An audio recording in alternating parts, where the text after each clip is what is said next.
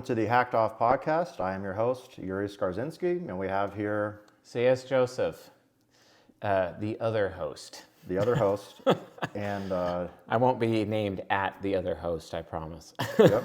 Everyone join Discord, discord.com, what's the link, GG? Yeah, discord.gg/ego hackers, but then sometimes they have this like discord.com/invite/ego hackers. That might also work because they keep changing their domain because they finally were able to actually buy discord.com instead of discord.gg, but you know, it is what it is. And then we also have our link trees. Yep, So, all of our social media there, Twitter, Instagram, and whatnot. Yeah, and they're going to be posted in the description as always, but what is your link tree? What's the / on that? It's linktree.com, or is it Linktree? It's like linktr.ee / / Yuri Skarzynski with no spaces, just first last. Okay, Yep. cool. And then I think mine is just Hacked Off Podcast for right now, but I'll adjust it so it could be Either more way, it'll be in the personalized. description. Yeah, it'll be with in a link the right description. to it. So that's But good. definitely you want our link trees as much as possible because, again, for you to get connected with us, that's where you go. And I think recently we've done a great job being complete and total asshats, exposing the SD bullshit on X.com, also known as Twitter. So we've been having a lot of fun with that. Yep. Brand new accounts. I'm already addicted to Yeah. checking Twitter all day. Yes. Probably calm down a little bit, but or Never. maybe not because it's more podcast content. Never. It's all about the great content. I'm opening it up right now, and I'm very excited to continue to inform Tiffany Fong that who said recently, "Hey, I just got 650K and I didn't have to, shake my ass on OnlyFans." And I'm like, "Oh, that's such a great feminine achievement. I'm sure men are going to be lining up to commit to you." So just to give you folks an idea, we have a lot of fun on social media, and so do you folks too, because we usually end up having some interesting comments on our episodes. So, what comment would you like to present today? Well, we got one from the last episode. This is from Leo Blagu 5193. He says, watching the other episodes, I'm pretty sure I'm SD, but I'll try to get a job and buy Skool so I don't hate myself. You guys are good. Which leads us to our next plug, which is the Skool membership. $29 a month gets you access to all the psychology content that you could ask for. Yeah, you want brand new cutting edge stuff, not the stuff on YouTube that's outdated. Yeah, you folks want to figure out if you're subconscious developed or unconscious developed. I think everyone would want to, at a minimum, figure that out. You do that at skool.com/CS Joseph, SKOOL.com/CS Joseph. Just go there. It's only $29 a month. You have this amazing course. It's How to Personality Type Yourself 2.0. It's already like the second edition for it, and it's a lot. But you will know what your cognitive development is, so you know where you are psychologically, so you can assess yourself as a man and a woman and others, to figure out where are you. Hi. My name is so-and-so. I just found out that I am contributing to the problem and the rotted cancer of society. Or, oh, hi, my name is, and I just learned today that I am contributing to solving the problem. That is the ego investment that you should probably have when you are finished taking the course and figuring that out within Skool. So, yeah. Another comment. Okay. From Red Robin 7297. As a 22-year-old SDJM, that's subconscious developed judging male, at least that's what I got verified as, I just want to say thank you guys. Thank you for telling me what I need to hear and not what I want to hear. Also, thank you for exposing the Manosphere for the degeneracy that it is and being the father figures that I wish I had. Wow, that's very high praise. Thank you, good sir. We will continue to expose the Manosphere and also all these fake idiots, or all those machismo subscribers. These men who subscribe to machismo and like to walk around acting like they're alpha when they're actually just complete losers. And that's what the Manosphere teaches you how to do, is how to be a good faker, not how to actually be masculine. Yeah. Another comment from GoFran D8B. How can I know my test result is valid? Like, what if I answered wrongly? Well, we just said everyone should join Skool. Yes. Go through season 40, and you will know exactly what you should be answering on the test and what other people should be answering. Because it is a short test. It's only, 8 questions? The quick assessment. The quick assessment at octagram.me, yes. So if you answer one of those wrong because you're like, oh, I don't know which one applies to me more because you haven't been through the videos, here's how you solve for that. Just go to Skool, sign up, $29 a month, and then you can go through season 40 and you'll know if you answered correctly on the test. So that's the answer for that question. And if for some reason you still don't know, you can upgrade Skool on premium, which is $100 a month. And I believe your first month of premium, you get like a 15-minute call with me on Zoom, and then I run you through it. And that comes free. That's like an add-on. Yeah, it's an add-on to like. Because otherwise it would cost upgraded what? premium. Yeah, exactly. Like $250 for at least $250. Session? Yeah, if they went to csjoseph.life/coaching, then they So you can get all that plus a typing session for $97. Yeah, it's like $97. Yeah. On top of all of the other paid courses that you have to pay extra for, you just get access. And then they can downgrade that if later. They can downgrade it later. Yeah, it's no big deal. So it's probably the best value is to start with that, and then if you have to, then downgrade, but still stay at least the $29. That way you have access to all the new courses, and you're constantly adding videos to that too. Yeah. Which I think is absolutely fantastic. Any more comments? No. All right. Well, I think I literally am on X or Twitter, whatever. I'll probably just say X from now on. I'm on X right now, and I'm looking at Pearl Davis. It's the first tweet coming up, and she says, "There's female nature and then male nature, which is men all get married even though they know it's a scam and are going to get screwed," with lots of laughing emojis. And I think that's pretty apt, given what we're actually discussing on the show today. So, and would you like to introduce our very first topic, good sir? The first topic is, do women marry a lifestyle? Okay. When they marry a man, are they marrying a lifestyle? Yeah, when they marry a man. Is that all a man is his lifestyle? Apparently it's his lifestyle.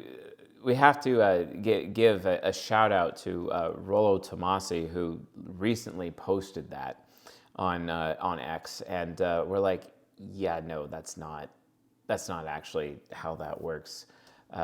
Women marrying a lifestyle. I mean, I'm sure the SDUF machismo SD dudes are like, hey, yeah, it's all about my lifestyle. Come into my frame because my masculine frame is entirely my lifestyle. Isn't Rollo's lifestyle, that guy being that, what was he, that a crusty old man who pays women to stand around him in Miami? I guess that's his lifestyle. I think women are lining up to marry that. Well, some men pay for sex, other men just pay for women to stand next to them. Yes. So that's what you get at the pinnacle of the red pill and of the manosphere. You get to be in that position where you're just paying women to stand next to you for a picture, so you can advertise your books or whatever. Yeah. Yeah, books that I didn't even know he wrote a new book recently, and I might read it just for the sake of being able to criticize it more. Who knows? Yeah, we're not doing that anymore. So I had a response to women don't marry a man, they marry a lifestyle. All right. And I said, this is on Twitter, or X, no, this is just the male version of women being viewed as sex objects because they have nothing else to offer. As a man, you should have more to offer than being a success object or a lifestyle object. And I said, you clearly haven't learned this lesson because you also rely entirely on your career instead of your own determination and ability to change your life circumstances on a whim. Stop projecting. Yeah.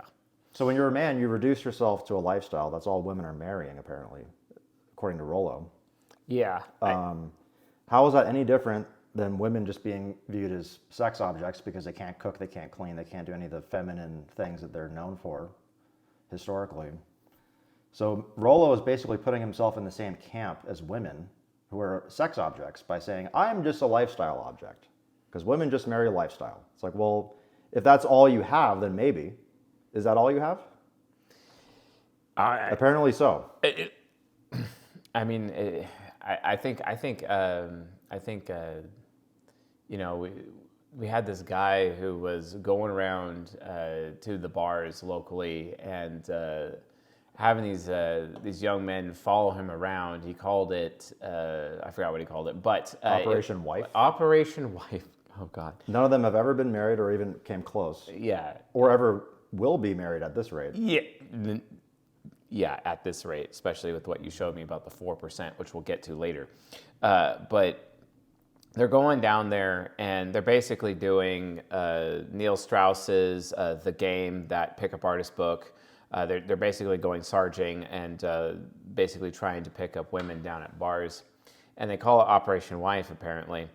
And I'm just like, hey, man, nice, amazing lifestyle that you are showing there. Having that amazing lifestyle of just going down to the bars anytime. And it's just a giant scam. The whole, like, I have a photo of Tomassi right here standing next to some hot chick at this event. He even has a nice little pagan symbol around his neck. And he just posted this photo next to this woman, and I just replied with, "What a scam! It's just a giant freaking scam."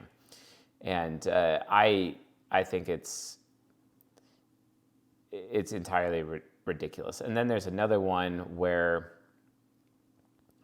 it's like Reignite Las Vegas coming up. He does this promo or whatever, and then you're like, hey, quite the flex. And he's like, if only you knew. But I had to chime in there, and I said, like, look, this is just coming off like it's trading one degeneracy for another.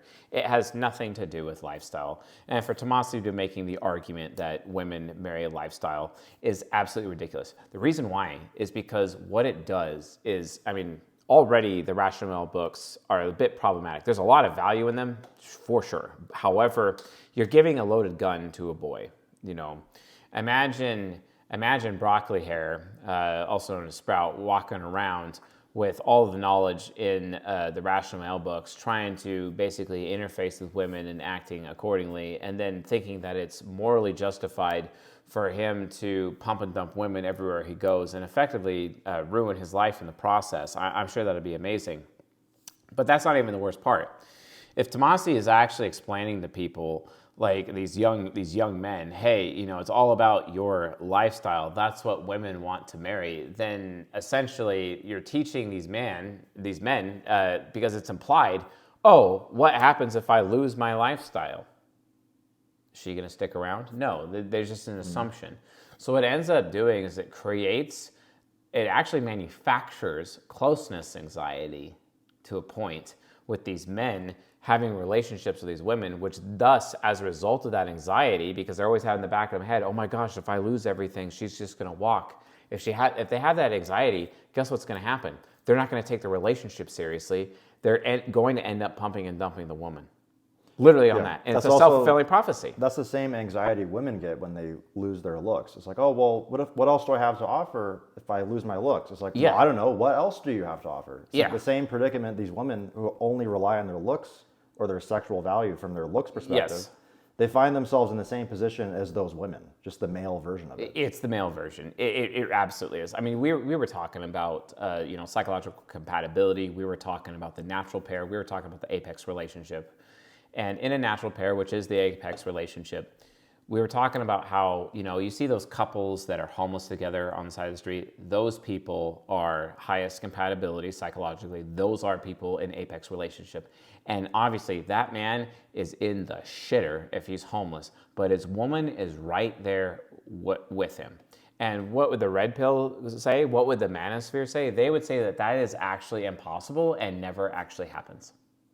But there are women out there that do exist that will absolutely go follow you over a cliff, and they will go into the shitter with you, and you'll come out, and it's a big test for them, but they'll get there. But guess what? There's also another test where, the Bible says, remember the wife of your youth, basically, which is the wife that your first wife, the wife that you had that helped build your family, you built her, you built everything, your whole legacy came from your first wife, and obviously you have additional wives after that, and obviously, but don't neglect your first wife, the wife that you built everything on top of and with initially, right? And for some reason, you have people like Tomassi and the Manosphere teaching that, hey, in this monogamous environment, we have to focus everything on the lifestyle, because as soon as your lifestyle is gone, your girl's gone too. And it's like, that is not how women work. That might be how subconscious developed women work, statistically. That might be how they work. But that's not how unconscious developed women work. Unconscious developed women, because they've had all of that nurturing support, that nurturing attention, especially from their father, growing up, they understand and they know how hard things can be, and they are used to that attention. It's like that their attention reservoir was so full, and then they start their marriage, and then guess what? That attention reservoir is still there, and then it's not going to be decaying over time, which is going to cause their cup to be empty, and then all of a sudden they're walking out on their marriage. It's just not going to happen. It's just like the quiet girls, the Yuri women, they don't act like this. They don't act like this. So I think it's absolute bullshit that someone like Tomassi, as famous he is, and seen as one of the biggest leaders in the men's movement and male leadership and male tutelage, that he's this guy who's literally preaching machismo, ends up purporting this stupid lie that women marry a lifestyle. Yeah, okay. The women who are starved for attention, those are the ones that marry the lifestyle. But the women who are not starved for attention, also known as quiet girls, because quiet girls are quiet, UD women are quiet, because they're trying to avoid attention because they get too much attention. They've had too much attention. That's the problem. Subconscious developed women do not have that problem. They never got attention. They have to earn attention consistently.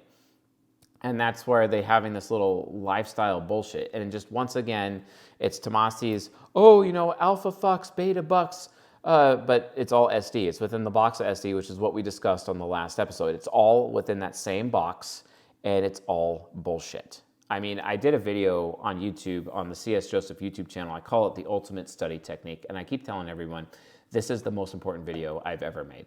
It is the most important video. It's the most important piece of content ever made, and I gave it away for free. It is the most important. Why is it the most important? Because when you are consuming content, let's say you're listening to content creators, influencers, authors, it does not matter. If you're consuming information produced by another human being, you need to psychoanalyze them and have yourself properly psychoanalyzed, because you want that to match. That way, you're not wasting your time, because you know that the advice or the recommendations that they're making are actually going to benefit you. The problem is that Tomassi has so much street cred or credibility in the Manosphere that everyone basically worships him as like the de facto leader of true manliness within our modern culture, and they're just automatically outsourcing their thinking, especially SD men, because they're all like Mr. Outsource of thinking and groupthink, to actually be able to get to that point of view and that perspective. And I find that asinine. Just absolutely bullshit. So no, this whole thing that like women marrying a lifestyle, it's completely false, because Well, even those women, they marry the full package, not just the lifestyle. You can't just be like a schlub and then have a lifestyle. So even from that sense, it's incorrect. But then also from the broader perspective, because he's not even factoring in UD people, because it's all SD based, he's missing that point too. But even from his own like paradigm, it's false. Even from his own paradigm, it's so true. And it's like, the lifestyle is not the complete package. Yeah, it's just one piece of it. And that's just for the SD women. Yes. What really bothers me though is that like this guy, he does not do a good enough job explaining sexual strategies psychologically. He does a good job explaining the female sexual strategy. He almost completely ignores the male sexual strategy, which is polygyny. Almost completely ignores that, and then goes around claiming, "Hey, I'm in a committed marriage. I've been in there for years. I've been in there for decades. It's all good, etc." And then he's also telling people to like pumping up women. And what is he doing? Is he spinning plates too? Is he got bitches on the side? He wants it to appear that way with his videos standing around women that he's not spinning plates with. Yeah. Clearly, since he's married and not polygynous. Yeah. So he's a walking contradiction, and I just don't believe men should give them any actual He consideration. also recommends that men get vasectomies. Is that what he did? He probably did. Well, I don't know. Does he have kids? I have no idea. I don't think so. I don't think he has kids. Like we could find out. Does Rollo Tomassi have children? Right? And he has one daughter. Okay, that's right. So he's not even replacing himself. He has mentioned raising her and gaining insights into how women grow and mature. Cool. What are the odds that she ends up SD? I think it's 100%. I think it's 100%. Apparently, he's telling his daughter, like, hey, you got to marry a man for his lifestyle. I bet he couldn't even ask the question, what attracts women to men, or even be able to answer the question. I just don't think he can even answer that question. Well, he also couldn't answer the question. Someone asked him, what is a high-value man? So he couldn't answer. He's like, oh, well, what do you think? He's like, a high-value man is whatever you think it is. And they're like, oh, but we're asking you. I think Sneeko and Destiny were asking him that on the Fresh and Fit podcast. And he was fumbling the question for like 20 minutes, just making a complete fool of himself. Have you seen that? No, I have not seen I got to that. send you that after the show. Yeah. It's Send hilarious. it to me. People in the comments, like hilarious. they were roasting him, was like, this is the new what is a woman question, because it's the question that can't be answered, apparently. He can't answer what a high-value man is. We're going to answer what a high-value man is today on this show. And even worse than that, it was after he gave a list of like 10 things to do to become a high-value man, the first item being get a vasectomy, among a bunch of other stupid things. But that was the first thing he listed. And when he was challenged on that, he had no answers. Like, well, how do you not have an answer when you're giving people step-by-step guides to become the thing that you can't define? It's completely pathetic. Yeah, he got destroyed. Insane.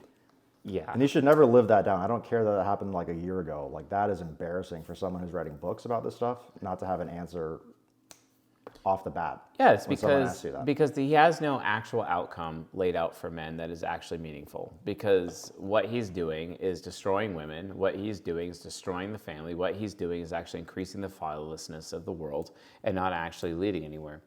So this whole women marrying a lifestyle thing is just absolute bullshit. And so what attracts women to men? Like, what is it? And I did a YouTube video about this. I think it's coming out. It might be the very next one that's coming out. But it already came out. Maybe it already did. It's the Bright Future. Oh, right? yes, the Bright Future. But it's Bright Future plus compatibility. Bright Future plus psychological compatibility. You need those two things. And literally, it's just a man's future potential. Women fall in love with a man's future potential. If he has no potential, he ain't going anywhere in life. He ain't there. This is why I like the prom king gets with the prom queen. That's why all of the men in high school who seem to have the future potential, they're the ones who get all of the girls. And the ones who look like they don't have a future potential, they don't get any girls. Yeah. It's literally how the And female Bright mind Future works. is not best lifestyle. It's not best life. It's the ability to, if you lose everything, build it back up again. Well, that's what UD men are all about, because UD men understand that anything you have can and will be taken away from you. And it has multiple times. Like in my life, I've lost everything multiple times. But if you have skills that can't be taken away from you, Correct. then you can Always bounce back rebuild. immediately. You can bounce back. It's great. Like, I mean, there's a time like I lost everything. I ended up homeless, living in my car, and just using all the skills and knowledge that I had in like a seemingly emergency situation. I was able to end up going from making nothing to six figures in the matter of just a couple of weeks, just like that, just by capitalizing on a situation that was presented to me that I had planted a seed for years prior, basically, with no actual consideration, even to the point where years prior I was walking into this parking lot and I'm like, you know what? Probably gonna work here one day, even though I was in a completely different state on the other side of the country. And then sure enough, 2 years later, I started working there. It was a very interesting situation. And I went from being homeless to having a home. I remember having that new home of mine, being on my knees, praying to God and thanking God so much that I actually had a home again, even though I had, yet again, everything taken away from me. And this used to be the norm. Like, Yeah. when the country was founded, people would come here from like the Mayflower through Ellis Island with nothing and then build a brand new life for themselves here from scratch. Yeah. And everyone would be doing that. It wouldn't be like the top 5% of men like it is now. It would be all men would have the expectation that they would do that. Yeah. Fresh off the boat, immediately start over. That's the expectation. No excuses. But now, because there's so many pathetic men out there, only the top 5% of men are able to pull that off. Yeah. And then the bottom 95% are complaining that, oh, all the top 5% of men get all the attention. Well, that's why, because you just put yourself in that category the way it used to be when it applied to the majority of men. The ST men love their safety nets. I mean, even if you actually think about it, Rollo's claim about women marry a lifestyle is itself technically a safety net. It is. And that's why they have this anxiety that, oh, what happens when the safety net is taken away? That's really what it comes down to. It's still this stupid safety net thing. So anyway, the high value man is not the man who is necessarily able to handle her beta side of her hypergamy or her alpha side of the hypergamy. The high value man is ultimately the man who has the best future and the best future potential, because guess what? The alpha traits and the beta traits are all wrapped into that anyway. Who cares? It's also the 4 archetypes combined. So king, warrior, magician, lover. Yes, king, warrior, magician. Everyone has a specialization, but then as a man, you're expected to be a jack of all trades. And acquire all the other 3 of the archetypes. Yeah, you have to, because, like, for example, this comes from the psychologists Robert Moore and Douglas Gillette. They wrote the book King, Warrior, Magician, Lover. Look, if you have a penis and you're watching or listening to our podcast, you need to read that book immediately. And then they had these textbooks which went even deeper on those 4 archetypes, called the King Within, the Warrior Within, the Magician Within, the Lover Within. And they really explain all of these male psychological archetypes using Jungian analytical psychology to actually to move their theory forward. And it's incredible. But one of the things that these psychologists do not mention is that every man has his own specialization. So your specialization would be king, my specialization would be magician, for example. And that's our specialization. However, it is incumbent upon a man that what the man does is that the man should be becoming a generalist and not a specialist, and actually able to master all 4 archetypes of the mature masculine. That is required. Now, there are 4 archetypes for women. We'll talk about that some other time. But women should be encouraged to lean in and specialize into the specific archetype that they are specialized in psychologically. And then just borrow from other women to get those other archetypical needs met, essentially. But men need to basically get to the point where they do it all. And because they're on the path of doing it all, guess what? That is the engine that creates that amazing future potential that women find attractive. It's the complete package, and then the whole package. Bright future. Yeah, like, look, like, guys, like, if you want to, like, listen to that Weekend song called Starboy with Daft Punk in it and just try to get lucky like a bunch of losers, guess what? You're not the whole package. If you even have to get lucky, it's not the whole package. Your whole life should be centered around, I need to be the complete package, ultimately. You have to do that. And not view that as somehow unfair. Like, oh, why do men have to do all this, but women just exist? It's like, sucks to be a man, I guess. Who cares? Get over it. Sucks to be you, yeah. Yeah, like that is the whole point of your existence, is to excel. So why are you complaining about having to put in the work? They shouldn't even be complaining anyway, because grateful that you're on that journey to begin with. Yeah. It should be a good thing. It is a good thing, because they shouldn't be complaining anyway, because the ultimate reward is having multiple women. You have multiple wives, and you can have multiple children, and you can actually build your legacy and build your bloodline. But they can do it in a video game. Oh, yeah. They can specialize, they can get all 4 archetypes for their video game character, but not for real life. Yeah, not for real life. Yeah. Well, that was me. I had a really bad World of Warcraft addiction for a very long time, and I spent like way too much time on it, years of my life down the drain on an MMORPG, to the point where it's like, look, don't do MMORPGs. Like I just tell people don't do that, and I get to the point where it's like, if I play a video game, I have my Xbox. I was telling you this it's in the storage unit, and then I get like there's a game coming out that I really want to play. I'll buy it. I'll take my Xbox out of the storage unit and I will play the absolute fuck out of that game. And then once I've done and I beat it and I'm satisfied with, going through every inch of that game, I will put everything back in the storage unit. And that's what, like a once a year thing, or once every 2 years? The last time was Jedi Survivor. That was the last time. And then apparently this November, the third one, which I think is called Jedi Master, I will be doing that. This winter. That's what I will be doing. I will be playing Jedi Master. You guys don't need a storage unit. Just cut the power cord. Just cut it in half, throw the power cord away. And if you want to play it again, you have to buy a whole new power cord. Who wants to do that, by the way? Like the shop for power cords. Like it creates a barrier to entry for you to like, for piece of shit you to be a piece of shit. Like just stop doing it. Yeah. I cannot, because like when I'm playing video games, it becomes so soul-sucking because I'm like, why am I here? Why am I doing this? I could be making money right now. I could be slaying bitches right now.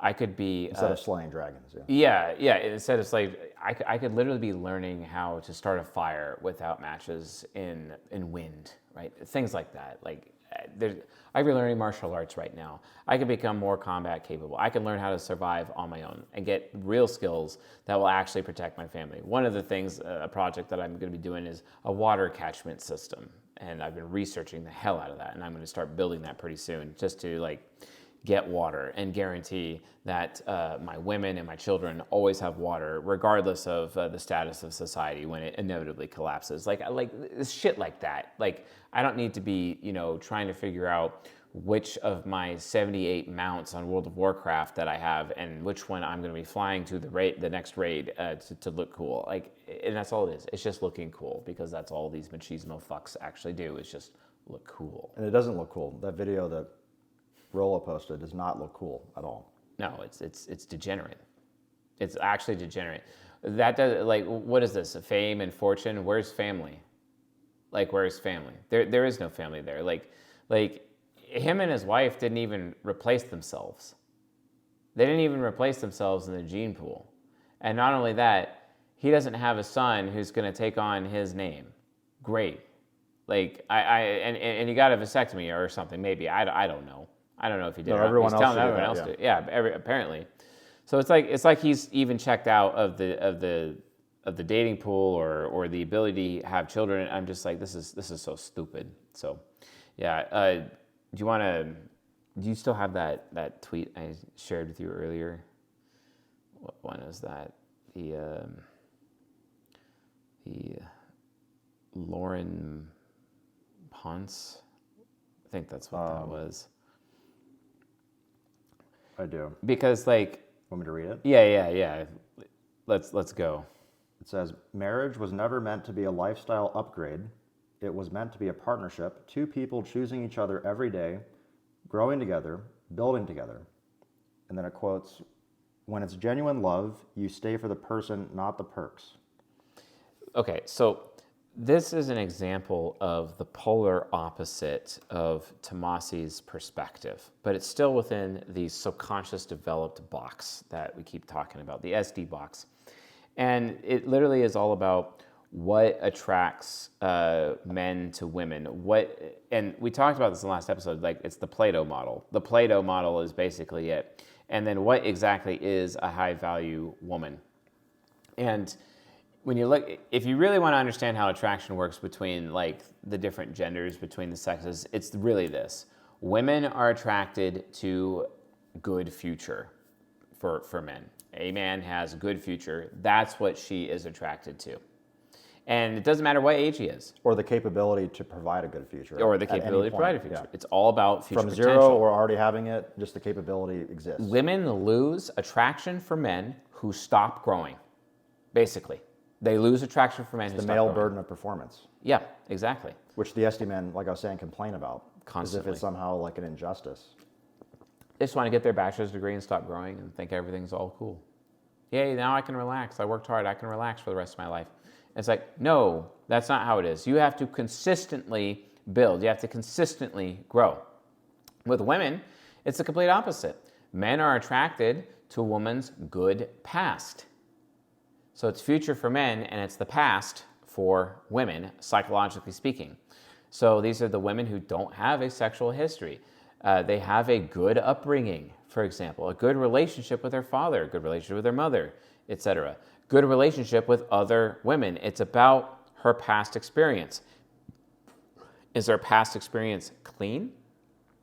Because women are born with value, so they have to work hard to preserve that value. They have to make sure that there's no splotches, no black dots or anything dirty relating to their past. And that is what men are attracted to. And it's not just sex, too. It's like everything. It's everything. So if you go on like a vacation with a woman, she's like, oh, well, I've already been there. Well, that takes the fun out of it for men because we want to show and provide new experiences, not be told like, oh, well, I've had this before. Especially when we're unconscious developed, by the way. When we're UD men are consistently, it does not matter what personality type you are, but if you're UD, you want to make sure that you are providing new and good experiences for her. It does not matter what type you are. It's called extrinsic introverted sense. And everyone should be able to relate to that, even if you're not a man. Like women, when their mothers can experience this, like with their child, like experiencing like the child's first bite of ice cream. It's like the joy that you get from that, that's the joy that men get from women. Do you really want to take that away from men by having all these experiences? Yeah. Going traveling solo. Yeah. The women want to go traveling solo. God. That is the worst possible thing you can do for yourself as a woman. It is. It is the worst thing. Like, it's like, okay, yeah, well, no man's going to commit to you because you actually are very well traveled. Like, girls, I'm just going to tell you the truth. Like, if I found out a woman has done a lot of traveling around the world and has already been to the places that I would already want to take her, guess what? That's a red flag, and I'm not going to commit to her. It's just not going to happen. It also leaves a question of like, who was paying for that? Oh, right? Yeah. Who was paying? Was it her daddy? Was it her feminist or ex-boyfriend, self? or like, or was it a man? Someone that we'd have to compete with psychologically, even a guy in the past that we still have to compete with, because women judge future partners based on they're constantly comparing it to the best they've ever had. Yeah, because multiple men, all the top traits of multiple men, she expects all of those top traits in one guy. Because if you're found lacking in any of those traits, she's going to compare you to the guy who wasn't. Exactly. Even if it's multiple men combined to acquire all those traits. We call that the apex of her hypergamy. And we talk about how dangerous the apex of hypergamy is. We're probably going to do this another episode literally on just how to manage the apex of a woman's hypergamy. Because if you mismanage the apex of a woman's hypergamy, your life could literally be ruined. It can and will be ruined if you mismanage the apex of a woman's hypergamy. And that's the problem. Like, what men don't understand is that if a man has sex with a woman, she will remember him forever, and any other man who's inside of her afterwards, she will compare all of those men consistently. And it just continues to get worse and worse and worse. And the more men that are inside of her, the more it will just end up being that way. So women having one-night stands or casual sex, or even having non-committed, like basically non-marriage sex, like, oh my God, like what the hell are you doing? Because women can really only psychologically handle one man at a time in her life, just one. And then if they try to remove that man and replace him with a different man and monkey branch from one man to another, what ends up happening is that other man in her past is like permanently etched in her soul. There's an imprinting there. Sexuality is all about imprinting, and he is permanently imprinted in her brain. And then you as a man who's inside of her now will have to compete with all of the past men that she has. And isn't that just absolutely ridiculous? I'm not interested in signing up for a life of that. I'm not interested in committing to that. That's gross, frankly. No, thank you. Not doing it. You see what I'm saying? Sure, there's a couple extenuating circumstances, but hey, SD guys, there isn't extenuating circumstances for you. All right? This is not the book of Ruth, okay? Like, think about it. Like it's so ridiculous. So the point is that what is a high-value woman? Because a high-value man is a man who has a bright future. The high-value woman is the man who has is the woman who has a clean past.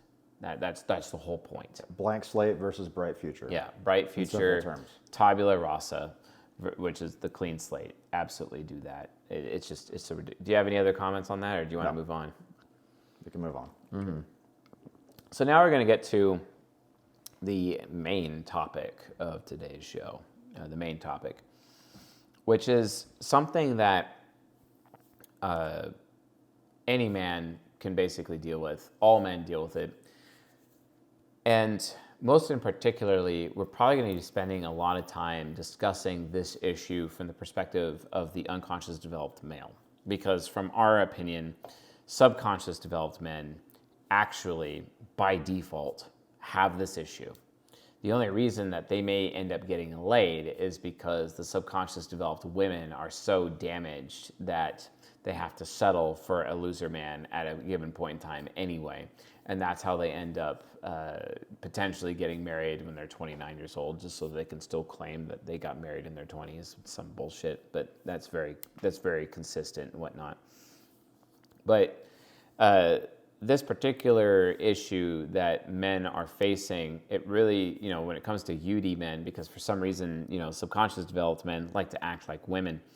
And subconscious developed men always have fear of rejection. It's disgusting. Fear of rejection. I like, no. Versus unconscious developed men, we struggle with fear of being a creep. You watch It's a Wonderful Life. I always talk about that movie all the time. You watch that film, and you see men, they're able to engage with women, they're able to approach women. None of them are treated as if they are creepy or whatever. And the women who sell everyone on the idea of men being creepers are actually the subconscious developed women who are starved for attention because they want to be the ones who are absorbing all the attention. But the unconscious developed man is also a man who has been starved for attention in his life. And as a result of that, he's actually been able to utilize that as a source of power to be able to build his bright future and increase his attractiveness to the opposite sex in the process as he's continuing to build his life and continuing to build his future. However, in doing so, unconscious developed men, by default, in general, look dangerous. And because we are dangerous. UD men are dangerous. Like, Prius guy. It was kind of a dangerous situation when, you were just in the parking lot calling him out for like literally ruining everyone's Sunday morning with his Prius. Great. Yeah, that's a dangerous thing. We don't take bullshit. It's dangerous. I actually was in the gym yesterday, and I was acting like a degenerate. I was doing goblet squats while standing conveniently next to all of the dumbbells. And I was blocking everybody who are moving these big, huge dumbbells. And I had this warrior archetype guy, this ESTP, and he's like, he let me have it. He's like, who the fuck do you think you are? We're trying to move these weights and you're just standing in the way doing your workout. Like, you can work out over there by the benches where everyone else is, or you could just stand in front of the mirror and stand in front of all the dumbbells, taking up all the space, looking like an idiot. That's basically what he told me in a nutshell. And he does. The point is, he's not trying to shit on you. He wants you to not look like an idiot. Yeah. Yes. Which is actually helping you. He, as a UD man, he's like, where the fuck is your masculine idealism? Where the fuck is it? You're being a selfish prick. Where is your idealism? There's other people. That's basically, it's literally an idealism check. It's like, where is it? So, and I'm like, and I could just feel that stupid, boyish, subconscious developed version of myself deep down from me being a child, because that's what it is, a fucking child. And it's like all upset that this guy's in my face or whatever. And then my unconscious developed male brain was like, no, that's retarded. He's right. So then I got out my phone, because we all have headphones and whatnot in our ears. And I went to like Apple Notes and I wrote in the big letters, I'm sorry for acting like a selfish, degenerate prick. And then he looked at that and he was completely shocked. He's like, whoa, what? Someone actually apologized for me calling them out? And I'm like, And then it said, another line below, yeah, I was being retarded. My bad. You know, and he couldn't believe it. He couldn't believe that. Oh, someone was actually taking responsibility for being an absolute dickhead to everyone else at the gym. Okay, wow. You know what? You're cool. You know, shake hands afterwards. You're cool. You take responsibility for your actions, you know, whereas SD men, it's like, oh, I can't take responsibility for my actions because if I admit to doing anything wrong, it'll be used against me later. So what I need to do, instead of taking responsibility for my actions, I need to think of all of the ways that I can twist this person's perception so that they can see me in a better light. That way I'm more safe. Or they don't want to be out machismo, even though he was not being machismo. But they would think of it as that way. Oh, yeah. It's like, oh, I can't let this guy be more machismo than me, so I'm going to talk shit back or get in his face or start a conflict. Maybe I'm going to try to shove my man breasts into his face or something. You know, maybe that's what they'll do. Well, that's the only reason you do bench presses, so you can do that. Yeah. Oh, God. Or so you can be a better peacock, you know, for women. Would you like to know the actual reason why I bench press? Like the actual reason? To be stronger? Well, sure. Stronger for a specific outcome. It's literally so I can bench press my wives, and it's only for that reason. But I guess that is stronger. You know what I'm saying? But yeah, I just don't know why. I just like the ability of like lifting my women. Yeah, it's like all these guys that work out. It's like, oh well, I want to fill out this T-shirt. It's like, why? Like, shouldn't your goal just be stronger? Why are you trying to why do you need your biceps to be a certain inch? Like, how does that matter at all? BM Christie commented that my triceps looked like really huge on one of these shows, and I'm like, yeah, cool, thanks, man, that's great. And then I'm like thinking to myself, I like my muscles to be as strong as possible, specifically so I have the ability to knock someone out or save someone's life. Like, that's the whole point. And the goal should be to be as strong and healthy as possible. If that means big muscles, fine. If that means being lean, fine. Or the best leanness to muscle ratio. So you're not the biggest guy, but you're the strongest for your size. Oh yeah. How come that is never the goal? It's always like, how can I look like a bigger, you know? It's like the episode of SpongeBob when he put the inflatable armbands on. Like, that's what these guys look like at the gym in their machismo. But no one ever gives respect to Bruce Lee. The dude is tiny. The dude was tiny. Yeah. He's like one of those ectomorphic dudes. He's like, you know, he's small like our friend Charles, you know. And it's like, but then like a dude could still get ripped and do it, but he's still very tiny. But he's extremely strong, and he does like 1-inch punch. I love that. You ever hear the term victim weight? Victim weight? Yeah. No. There's this new trend going around. If you weigh under 200 pounds as a man, you're victim weight. Victim weight. Yeah, I guess that applies to Bruce Lee. I guess Bruce Lee. Because he's victim weight. None of this makes any sense. It's just pathetic. It's stupid subconscious developed male crap. Like the SDism is absolutely terrible. But I know we've been hammering down on SD men a lot. But let's talk about a different kind of man, the UDUF ones, the unconscious developed, unconscious focused ones, because these are the guys who, when they're unconscious focused, they're still emotionally open, but they're still inauthentic. They're the guys who, they gotta be harmonious, ooh, you know, and you and I have been there, we've both been UDUF before. Yes, thank you for getting me out of that. Yes. And thank you for helping me hold our friend group accountable such that these gentlemen are not UF and are actually being their authentic selves. And a lot of people think that oh, how do you get girls? I was always taught this as a small child. How do you get girls? It's like, oh, it's confidence, man. It's confidence. What is confidence? Confidence is you being your authentic self regardless of the consequences. That means if you're going to be punched in the face, you've already reached a level of acceptance that you are, in fact, going to get punched in the face. And the confident best version of yourself, not confident you when you're like a mess. Be the best version of yourself, and then you can have a genuine reason to be confident. A genuine reason. Otherwise, you're just going to rely on machismo to make up the gap, and then you're just faking it. I remember and everyone can tell that you're faking it. Yeah. Especially women who see everything. Fake it until you make it is literally the worst thing that you could ever teach a man. And that make literally... it until you make it.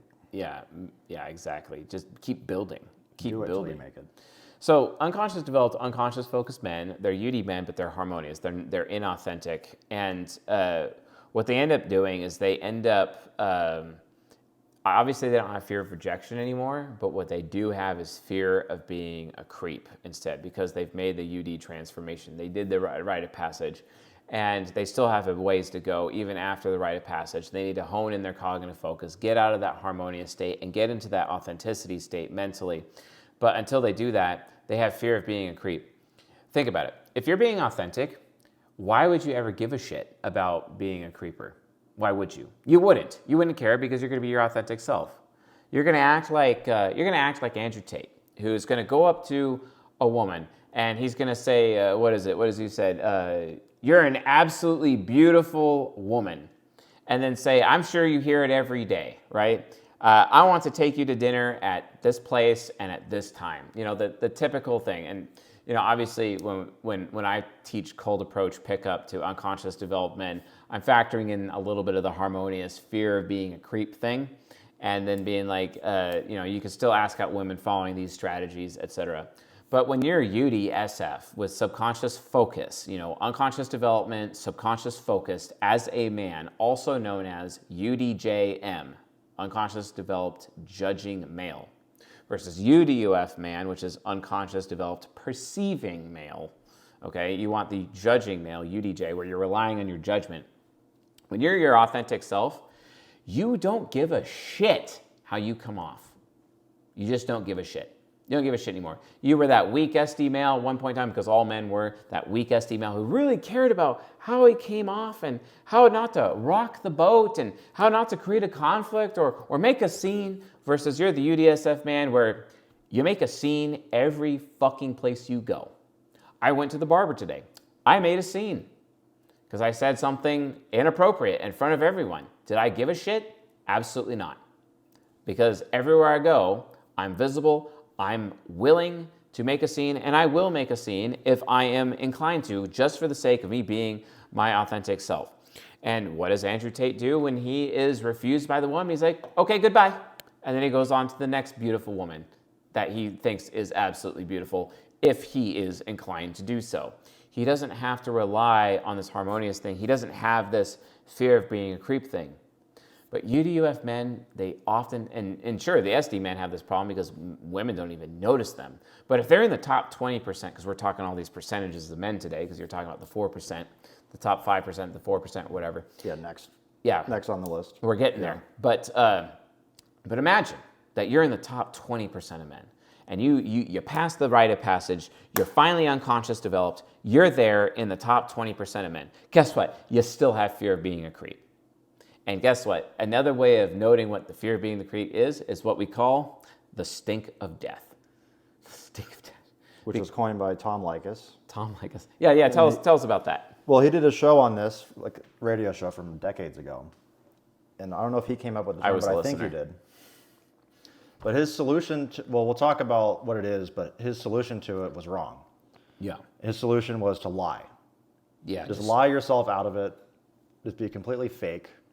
And if you can convince yourself of the lie, even better. But the goal is to convince everyone else. That was his solution, which I don't think is a real solution. And all it achieves, even if it works, is degeneracy. And you're going to get found out, and then what? You're going to be embarrassed, you're going to have shame, and then you're going to internalize that, and then you're going to lose confidence. So much depends on reputation. Guard it with your life. It's going to destroy your reputation with literally everyone, and no one's ever going to trust you. You're never actually going to be able to create good relationships with other people. So just like lying your face off is not actually going to help. But that's his solution, and the stink of death actually is when men come across as needy and desperate. Needy and desperate. And you can tell it just by looking at them. Their entire vibe or aura is just oozing desperation.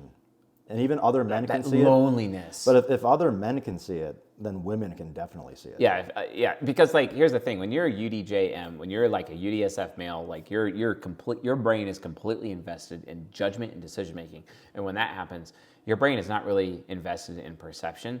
So you may not be able to see everything around you very well. You may not be able to spot danger very well, but you definitely know how to deal with it. Versus the SD man is all about spotting danger, but they have no fucking clue how to deal with it. That's the problem. And that's why they're all a bunch of cowards in general. Subconscious developed men are cowards as a result of that. Unconscious developed men are becoming not cowards, and then when they are UDSF, they're absolutely not cowards, but they don't give a shit how things look. They don't give a shit if danger shows up. They don't even have to care about spotting danger, because guess what? As soon as danger shows up, they are immediately in action and taking care of it, and it's done and over with. And that's how it's supposed to be. Like if you're, back in the caveman days, like the woman, she's excelling in perception. She's UDP, woman. She's a great danger detector. Yeah, she sees a saber-toothed has to, tiger. because she's She keeping goes, track of children. Look, man, there's a saber-toothed tiger over there, because she has superior perception. And he's like, all right, I'm going to pick up a spear and deal with it. Yeah. That's the natural state of being. Thank you, dear wife. Throwing a spear right into the saber-toothed tiger, and then he's still running with his big-ass sword. Now, what or good club. is a man to be the one who notices it and then not know how to deal with it? Yeah. That's a weak man. Is he going to tell the woman to throw the javelin? If she's SD, maybe she will, but not very well, because she doesn't have the physical strength. No, she doesn't. Yeah, and they're probably just going to end up dying. And then guess what? Natural selection will naturally select the subconscious developed man out. Oh, guess what? That's exactly what's going to happen when society finally collapses and all of your fucking safety nets are gone. And guess what? Within probably the first 60 days, I would say maybe 80% of subconscious developed people will be wiped out. Just letting you know, dying of starvation or whatever else out there, or a disease, like seriously, because the SD men have no fucking clue how to actually deal with these problems. And even then, because of how society is structured, the unconscious developed men also are oftentimes are way behind and still doing everything they can to try to catch up. And it could actually take them the majority of their life to even be able to have the skills to be able to deal with a societal collapse anyway. You see what I'm saying? And it's this huge problem. But, there's another book. It was Models by Mark Manson. And Mark Manson, he's subconscious developed. At least that's the last time when I saw a YouTube video of him. And he seems to be like SDUF, doing the machismo thing to a point. And he wrote Models, which is his, you could say it's like his version of pickup artistry, in his book about how to get girls or whatever. But what he taught in it is that neediness is absolutely terrible. And he taught, like he's ruined entire relationships being needy. And then he's telling you, you need to be more authentic. You need to be your authentic self. And just actually talk to a woman and tell her what is actually authentically going on with you. And they're more likely to accept that. Yeah, because women can respect the authenticity. They do not respect this whole harmonious, doing the right thing and not rocking the boat crap that the fear of being a creep actually ends up going to. But what it is that these guys, they're hella lonely. They're these walking wounded souls that Zach Rody consistently, and we like Zach Rody but his advice is not for all men, just only a certain subset of psyches for men. But it is useful to the unconscious developed men to understand Zach Rody's points. So just throwing that out there. And the women too. Yeah, the women especially. The women even more so than the men. What's the book that women should read of his? There's Irresistibly Feminine. There's Worthy Woman, which I think Wayfarer women should read, is Worthy Woman for sure. But Irresistibly Feminine is the first one. Then it's Worthy Woman. Then it is Show Him Your Heart, which is my favorite book for women that he wrote, especially chapters 12 and 13, especially teaching women about creating learned helplessness in men. And then there's Inspire His Devotion. Those 4 books, and you could probably, they're all short. They're like little booklets. They're not much. You could probably get through all 4 of those books in a week as a woman. That's what I did. Oh, yeah, I read all those in less than a week. Less than a week. Yeah, they're great. And then there's the male book, Don't Let Her Lead. One book for men. All of those in less than a week. Yeah. And that knowledge is just so critical to know for unconscious developed men, and especially, for women. It's so funny watching Zach Rody fail so hard with subconscious developed women, because women psychologically can't really change their development, not without a brain injury, or something really bad physically happening to them. So once their cognitive development is decided, it's decided, and that usually happens at adolescence. So these SD women are being taught how to be more harmonious, because at least at a minimum they can do that for the UD men that they're with or whatever. But they consistently fail because they're not the quiet girls. Versus the quiet girls can get into Zach Rody's program and just do all the books and whatnot and pay the $5,000.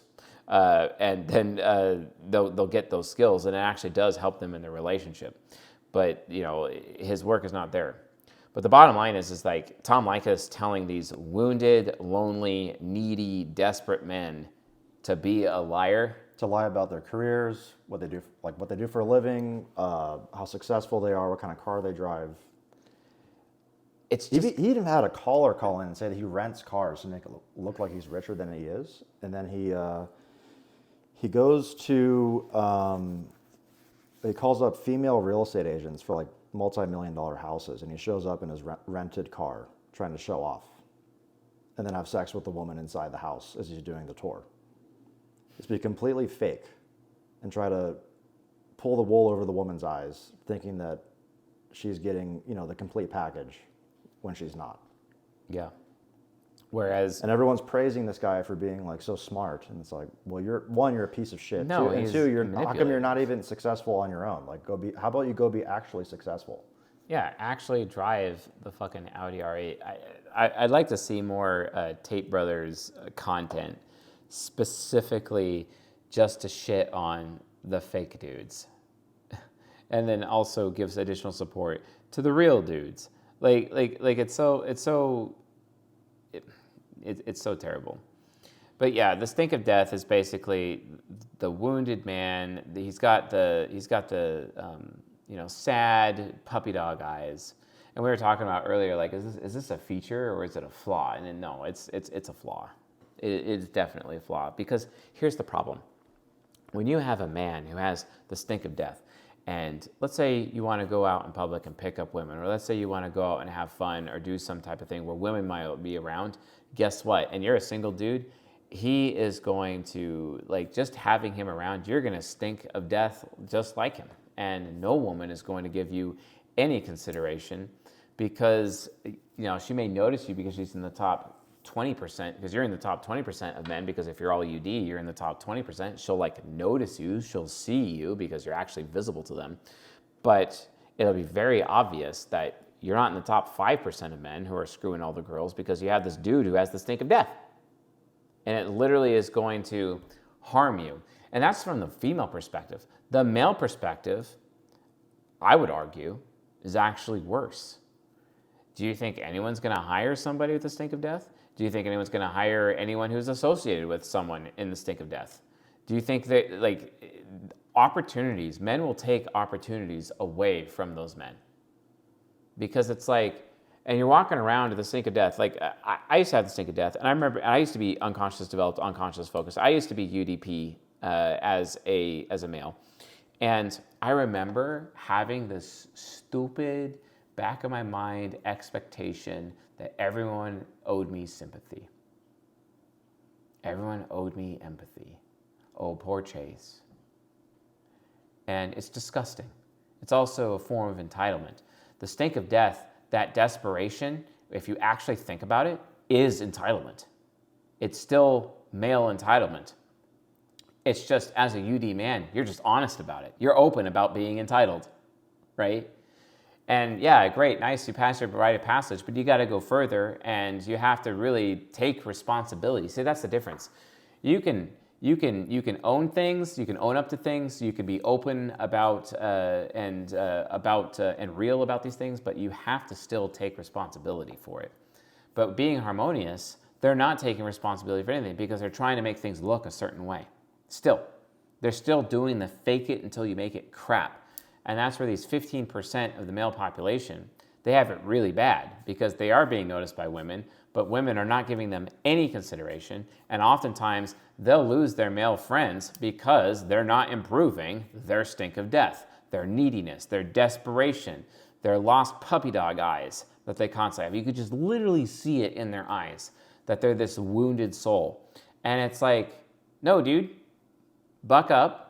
Yeah, you got fucked over by life. So did we. That's how we know, because we did the rite of passage. We know because we're unconscious developed. Pretty freaking obvious. So stop expecting other people to do something for you or give you some kind of attaboy or some kind of reward or some kind of... Expecting an outcome. Yeah. And the cure to the stink of death is outcome independence. Yeah. It's... Whatever happens, happens. You just accept whatever outcome is coming. Unless it's like extreme disrespect, then you stand up for yourself. But exactly. Generally, that's not what's happening. It's you're psyching yourself up and you're failing due to your own mental state, which is entirely self-inflicted. It is very self-inflicted. Like, how do they get up out of bed and actually have motivation? Like, how do you have motivation? One of the primary reasons why I even get out of bed, do you know what motivates me? Responsibility. That is what motivates me to get out of bed. Responsibility.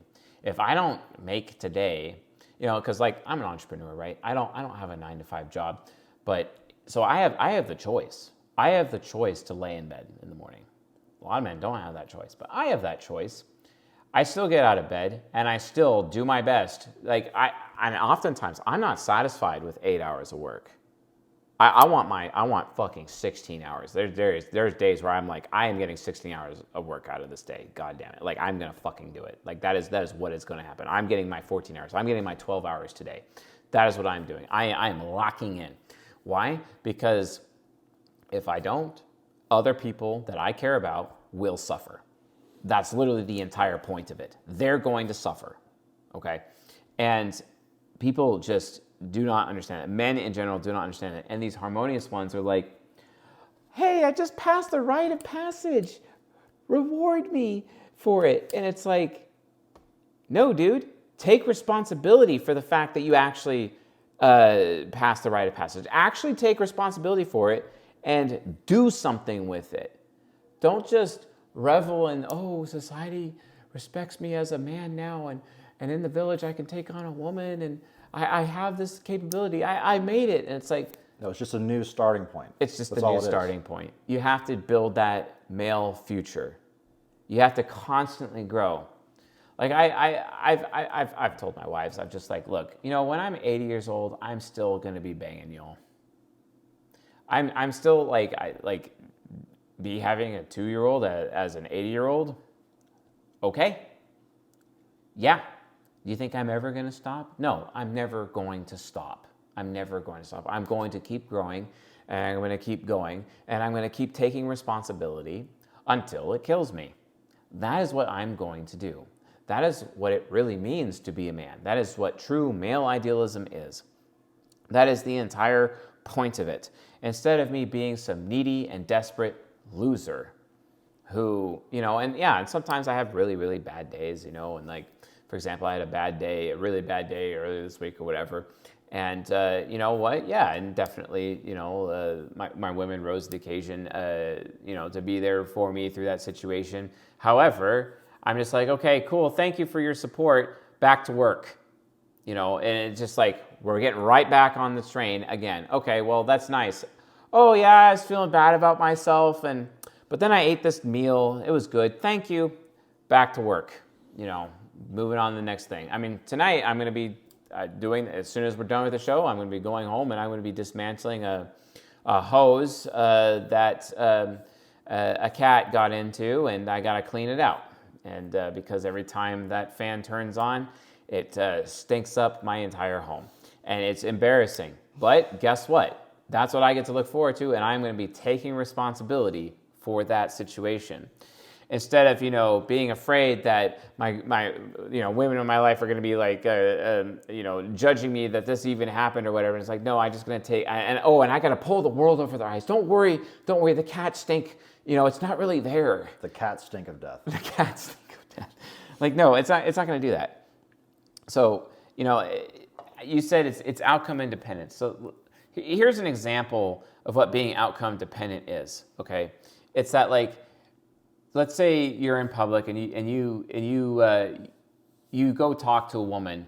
It's because you have the stink of death is that you have this expectation to get something out of her.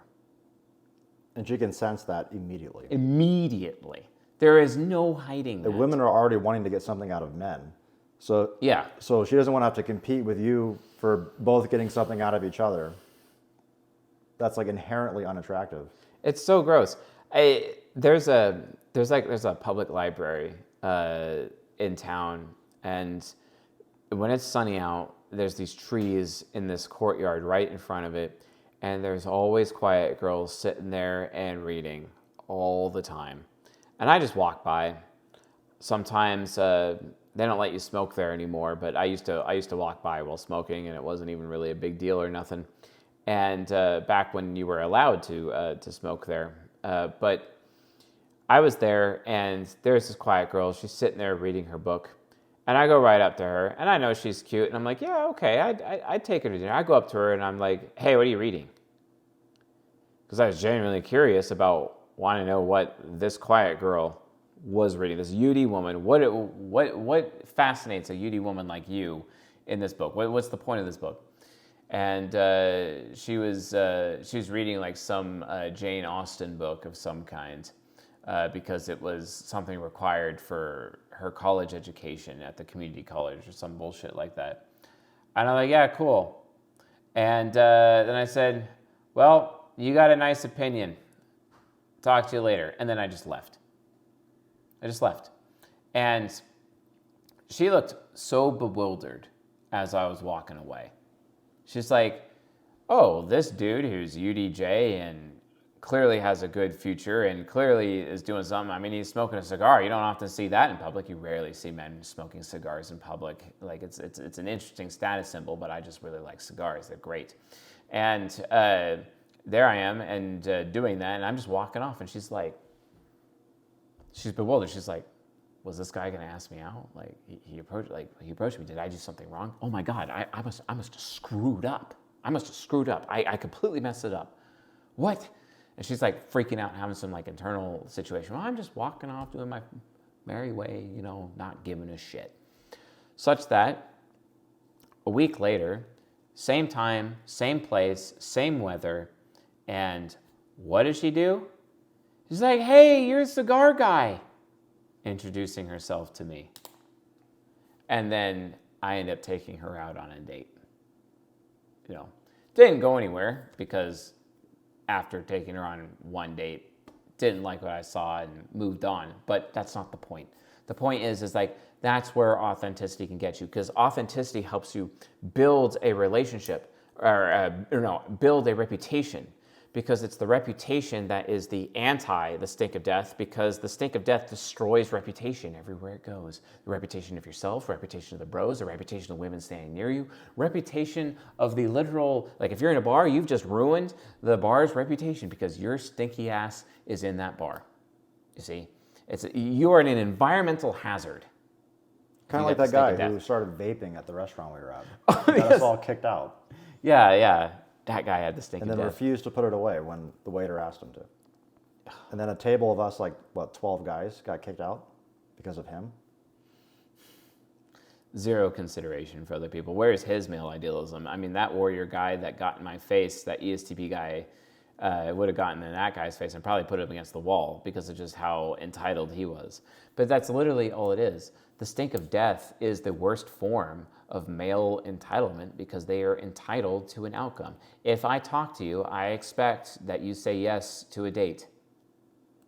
It's just like, what? Who the fuck are you? Who does that? Whereas my perspective is, if I talk to a woman, it's like, I may not even actually have any desire to have a relationship with her at all. And yes, obviously the sexual agenda is always present when you're talking to a member of the opposite sex, regardless of what her age is. It doesn't matter. The sexual agenda is just there mentally. It doesn't matter if you're talking about... It's an option, not an outcome. Yeah, it's an option, not an outcome. Exactly, it's an option. And even then, I don't even give a shit about the option. I'm just talking to a woman, and it's like, hey, what are you reading? Or hey, how did you do your hair that way? Or hey, what brand of skirt is that? That's a really nice skirt. I have this problem, dude. I have this problem where if I see women in public and I'm by myself and I see that they're wearing clothing that I just absolutely love, I will go right up to them and I will ask them for, where did you buy that? What is the brand? What size is it? I will get all that information. Why? Because I will immediately pull out my phone and I will buy it for my women. I will do that. I have this problem. I do it constantly. It annoys them. They're very annoyed, but I don't care about annoying women. I actually enjoy annoying women a lot. But at least I get what I want, which is that specific piece of clothing on my women, And I love that. I love making them beautiful. It's like a big deal. So do you have anything you want to add to the stink of death before we go into the example? The worst The example? Morgan Freeman model? Or? Yes, the Morgan Freeman model. We're leading up to the Morgan Freeman Okay, model. not yet. Okay, go ahead. Yeah. Go for the example. Okay, so men, because they're so outcome dependent, because they're harmonious, they're outcome dependent when it comes to literally everything in their life. Here's another example of outcome dependent. It has nothing to do with male-female relationships. It's the actually we had a guy recently who was working at a grocery store, and he got hired on that day, and his job was to clean and gut chickens. And then what did he do? He got grossed out by it so quickly that he walked off the job. Day one. In the middle of his shift. This is Just also left in the middle of the day. Unbelievable. This is a man in his 30s, by the way. Same age, exact same age as me. Oh, So- exact same age as you. And So that could have been me if I was SD. the subconscious development, he just walks off. And he was outcome dependent because he had this expectation that this job would be nice and cush and comfy and very good and very easy for him. And there's nothing gross whatsoever. Even though he's starting out at the bottom of the totem pole at this new job as the new guy, of course they're going to give him the shittiest, literally shittiest task to do. And apparently he has this expectation, this outcome dependence that this is going to be a great, easy job. And what does he do? They took a risk on him, this business, this beloved business. They took a risk on him, and they trusted him. And he left them hanging. And they hired him over other candidates. That is absolutely ridiculous. And in the process, because he's so stink of death, he's so stinky, a family member of his likely took a reputation hit because that family member likes going to that place to purchase He's food. also his roommate. They live together. Yeah. And then what do you know? He's short on rent that month. He quit the one job that he got that would have paid his side of the bills out of pure entitlement and immaturity. Wow. And then now expects his roommate, who is a family member, probably taking advantage of that as well, relying on that to be a piece of shit, to pick up his slack. So we've been talking about the stink of death for the individual, and we've been talking about what a person with the stink of death can kind of do about it. We'll probably touch on that again. But if you're a dude who has a friend that has the stink of death, you got to take responsibility. You have to immediately take responsibility. And what you do, you criticize the fuck out of them. You criticize them. You hold them accountable. Or you avoid them. What's the law of power? Or is it avoid the... unhappy and the unlucky. and the stink of death. Yeah, and the stink of death. Yes, Yep. exactly. We're updating that law of power for sure, because the Bible says, as iron sharpens iron, so does one man to another. It also says, if you correct a fool, he will hate you. SD men, right? They always get pissed when you correct them. Versus if you correct a wise man and he will love you. Oh, UD men, unconscious development, are more likely to thank you for criticizing them, especially the UDSF ones. They usually do. See, that's the difference. And you have to hold them accountable. You have to criticize these fucks who have the stink of death so that they're not bringing down everyone else around them, including their family, as we just did from this example. Here's another example of the stink of death. Here's one of the worst things. This is one of the worst things a man can do in his life. One of the absolute worst things. And no one talks about this. And I don't know why. But that is having a crush on a woman. It's one of the worst things a man can do. I remember crushing on girls. I remember crushing on girls in high school or whatever. Crushes are for girls. Girls should be crushing, not, You as a man should not be crushing on girls. I was crushing on girls. I wrote poems and shit. I was a complete fucking loser. I got publicly shamed on it multiple times, as I should have. Thank God I did. I'm so glad. I imagine the kind of person I would have become if I didn't get publicly shamed for having crushes on women. But because these men of the stink of death are so outcome dependent that they'll start crushing on girls. They do. Every time. They'll start crushing on girls. They'll get so invested in that one special girl that he's got his mind on. So invested on that, which is also completely anti his polygynous sexual strategy. So him having a crush on a woman, guess what? That's a man with a hypergamous sexual strategy. Literally. He's using the female sexual strategy when he's crushing on a girl. It's disgusting. So having a crush is proof of outcome dependence. So if you're a man and you have a penis and you're actually watching this podcast, or you're listening to this podcast, let me tell you something. If you're crushing on a girl, wow, you have the stink of death. By default, you have the stink of death. If you're crushing on a girl, you have the stink of death. Disgusting. You're disgusting. Lower your expectations. Okay, and this is where we get into not of yourself, of everyone else. Yeah, and their value relative to yours. Stop putting everyone on a pedestal. Yeah, and then wanting something from the person that you've pedestalized to give to you from down below. Stop wanting things. Literally just stop wanting things. Stop wanting things that you can't control. Want the things that you can control and go after that, but everything else, stop wanting it. I had an epiphany actually in my late 20s. And this epiphany was, I was working on my prayer life at the time, and I was praying to God, and a lot of the men out there, they pray to God. They're like, oh, I'd like a nice car. I like a really good woman. I'd like a nice place to live. Like they ask for all this. They always ask for that shit.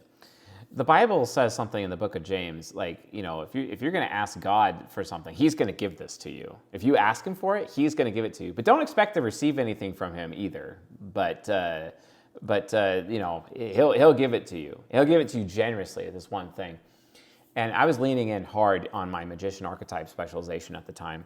And basically, it was wisdom. If you ask for wisdom, you're going to get it. But here's the problem. Wisdom comes with a cost, and the cost is suffering. That's the problem. And what I started to realize real quick is that if you have a lot of wisdom, you're not outcome dependent. You're actually outcome independent. Why is that? Because I realized something. Someone asked me a question. This is a woman. A woman asked me this question on the job. She comes up to me and she's like, Chase, I got a question for you. $500 million cash, tax-free. You would be able to retire, okay? Or wisdom. Pick one. Which one would you take? And I thought about it. And I said to her, I'm going to pick the wisdom. And then she's like, why? Why would you not take the money? And I said, if I have wisdom, that means I could have $1 billion. And that was the epiphany. That conversation gave me the epiphany to really lean into my magician archetype as a man and get to outcome independence, basically. Because I'm like, if I just keep growing and I keep gaining wisdom, I will get everything that I want eventually. She basically asked you, do you want the lifestyle or do you want the ability to cultivate the lifestyle, which is where the real bright future comes from. The bright future. Attraction, that is what is attractive. Which is the whole, circles back to the beginning. That's what Rollo Tomassi is missing. He's the guy that would have chosen the money because that's the lifestyle. I did have a sexual relationship that I started with her almost immediately following that, and it lasted for 9 months. Just saying. Yeah, but back when I was a degenerate.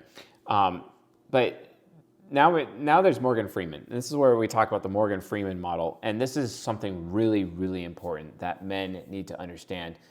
Morgan Freeman, as a man who did have the stink of death, and I think all men have the stink of death at least one point in time in their life, but he did have the stink of death at one point in time in his life.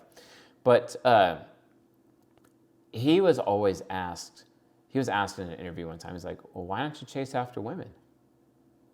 Why don't you go after women? And Morgan Freeman is like, why would I do that? See, the women just come to me. I don't have to go to them. That's the point.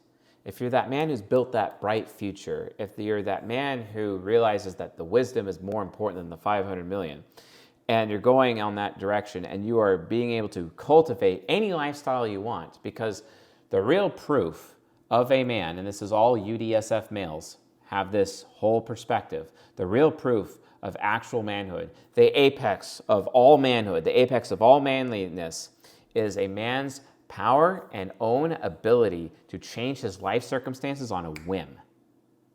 At any moment, he could change his life circumstances on a whim. I did this one time with my cheating ex-wife, where she understood really quick that I was able to change my life circumstances on a whim, to the point where all of a sudden I would just disappear. She knew that I would disappear.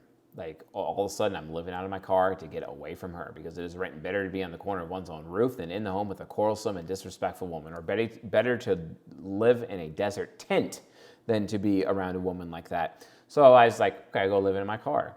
But it's interesting, people found out that I was living in my car, and I ended up getting even more female attention for it, because it's really attractive when a man is able to change his life circumstances on a whim. And that's not the best lifestyle to be living in a car. It's not the but best funny lifestyle. how that wasn't what was going to make or break you in that case, right? Yeah, and it's just like, okay, so here I go. So, but here's the thing. Do you honestly believe that a man can have the power to change his life circumstances on a whim if he's outcome dependent? No, he can't, because he's stuck. He's stuck. Like, for example, how I have my living situation right now, like, I don't want to be tied to a house. I feel like being tied to a house is like a prison sentence. You're just stuck. You can't really go anywhere. Now, if I was making a lot of money and I had a lot of houses in a lot of different locations where it wasn't location dependent, which is another form of outcome dependence, sure, I'll be happy to do that. No problem. But the way I have it now is like I could change my life circumstances on a whim, no matter what. That's true independence, okay? And that is outcome independence. And that is what is necessary to cure, as you've stated, the stink of death. Because when you're outcome dependent, guess what? You're going to be desperate to keep it. But when you hold on to something so tightly, it slips through your fingers. The sand leaves your hand. Women are no different. And these men just don't understand that. And a crush is, you're literally crushing the woman in your hand. Like seriously. I like that, yeah. That's what crush means. Stupid. Well, they're basically asking Morgan Freeman too, like, hey, you're a flame. Why don't you go to the moth? It's like, well, the moth comes to the flame. Yeah. Like, it's that simple.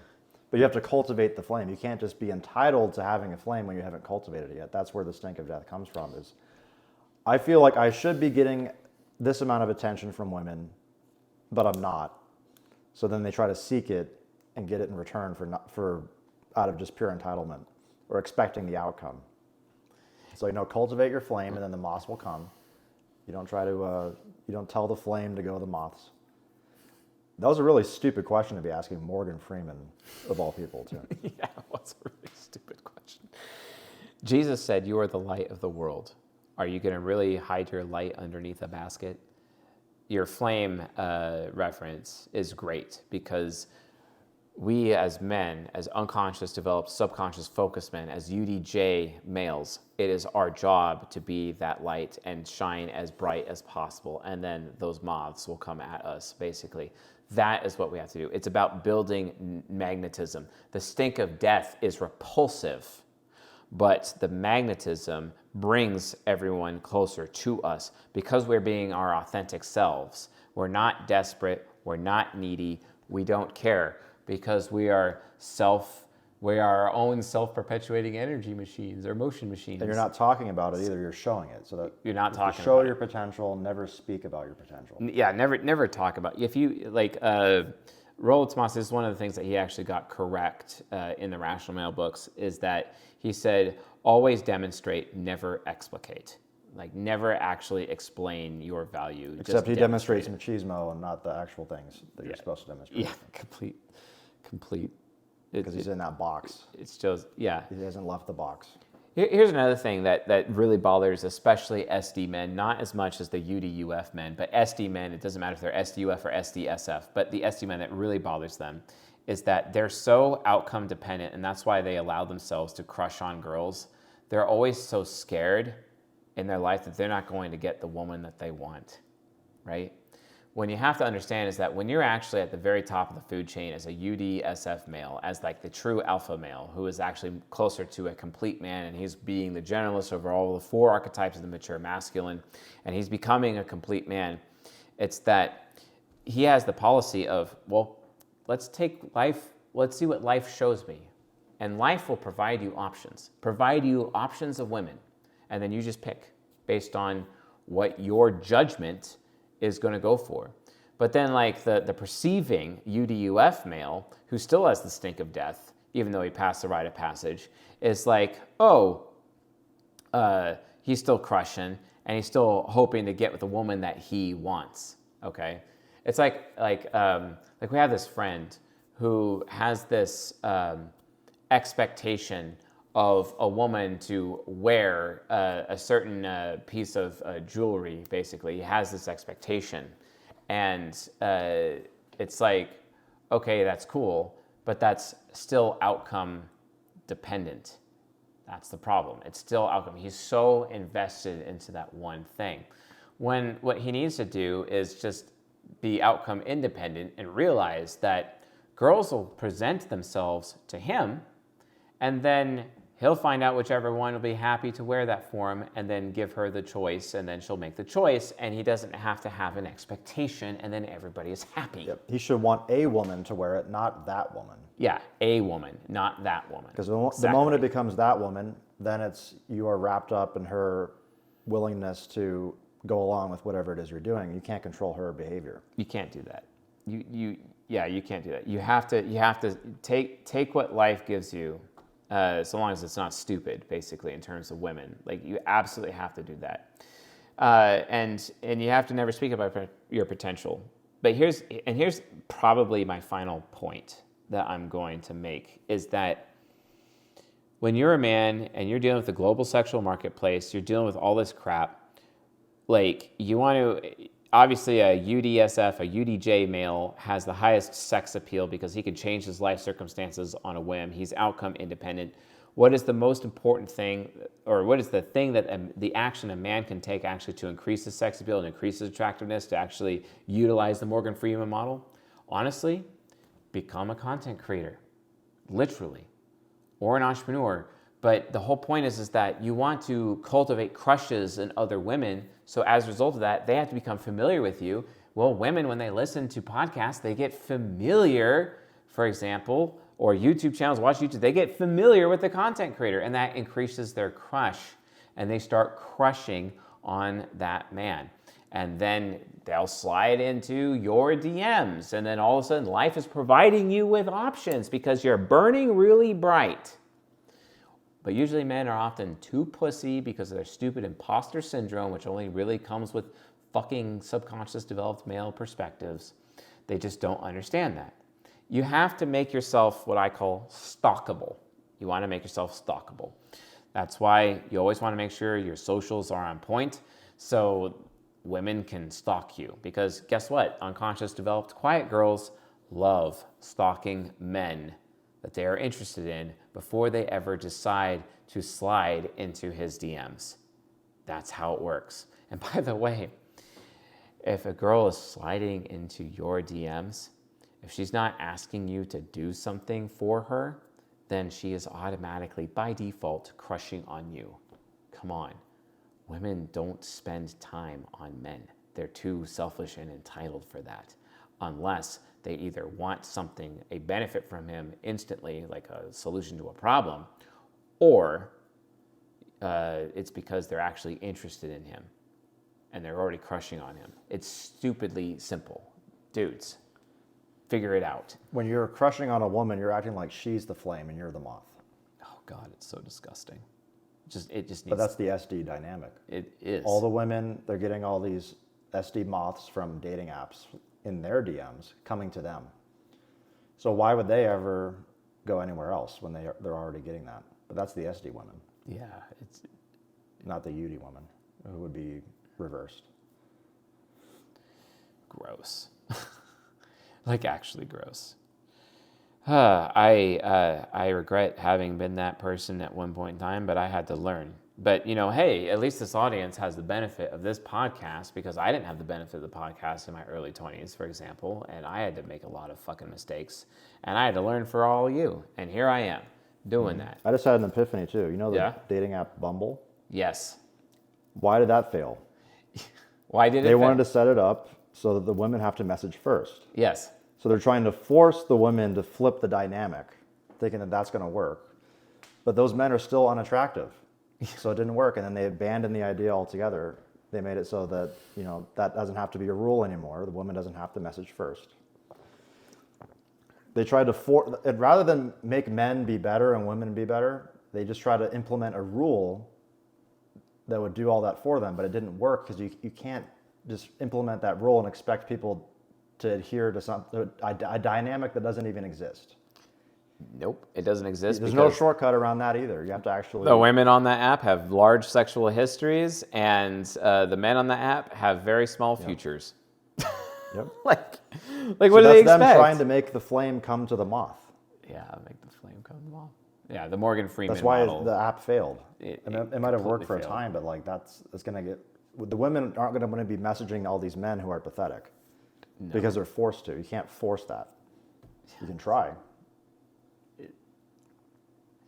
Yeah, well, what a fascinating case study of Bumble actually failing. That's so good. So, are we good with the show? Are we happy with the show? Yeah, Yep. cool. I think we're good. All right, folks. Thanks for watching and listening. And this is Hacked Off Podcast episode 5, and we'll see you folks next time for episode 6.